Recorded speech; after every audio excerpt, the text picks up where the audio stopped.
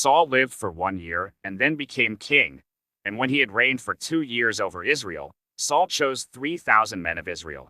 2,000 were with Saul in Michmash, in the hill country of Bethel, and 1,000 were with Jonathan in Gibeah of Benjamin. The rest of the people he sent home, every man to his tent. Jonathan defeated the garrison of the Philistines that was at Geba, and the Philistines heard of it. And Saul blew the trumpet throughout all the land, saying, "Let the Hebrews hear." And all Israel heard it said that Saul had defeated the garrison of the Philistines, and also that Israel had become a stench to the Philistines. And the people were called out to join Saul at Gilgal.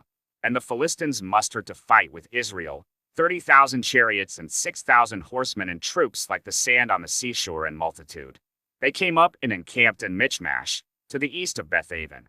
When the men of Israel saw that they were in trouble, for the people were hard-pressed, the people hid themselves in caves and in holes and in rocks and in tombs and in cisterns. And some Hebrews crossed the fords of the Jordan to the land of Gad and Gilead. Saul was still at Gilgal, and all the people followed him trembling. He waited 7 days, the time appointed by Samuel. But Samuel did not come to Gilgal, and the people were scattering from him. So Saul said, "Bring the burnt offering here to me, and the peace offerings." And he offered the burnt offering. As soon as he had finished offering the burnt offering, behold, Samuel came. And Saul went out to meet him and greet him. Samuel said, "What have you done?" And Saul said, "When I saw that the people were scattering from me, and that you did not come within the days appointed, and that the Philistines had mustered at Michmash, I said, Now the Philistines will come down against me at Gilgal, and I have not sought the favor of the Lord. So I forced myself, and offered the burnt offering." And Samuel said to Saul, "You have done foolishly. You have not kept the command of the Lord your God, with which he commanded you. For then the Lord would have established your kingdom over Israel forever.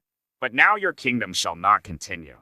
The Lord has sought out a man after his own heart, and the Lord has commanded him to be prince over his people, because you have not kept what the Lord commanded you." And Samuel arose and went up from Gilgal. The rest of the people went up after Saul to meet the army.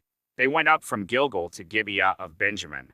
And Saul numbered the people who were present with him, about 600 men. And Saul and Jonathan his son, and the people who were present with them stayed in Geba of Benjamin. But the Philistines encamped in Michmash. And raiders came out of the camp of the Philistines in 3 companies. One company turned toward Ophrah, to the land of Shul. Another company turned toward Beth-horon. And another company turned toward the border that looks down on the valley of Zeboim toward the wilderness.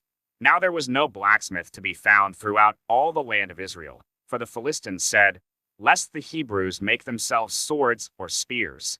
But every one of the Israelites went down to the Philistines to sharpen his plowshare, his mattock, his axe, or his sickle, and the charge was 2/3 of a shekel for the plowshares and for the mattocks, and 1/3 of a shekel for sharpening the axes and for setting the goads.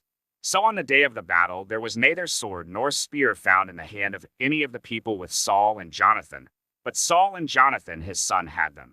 And the garrison of the Philistines went out to the pass of Michmash,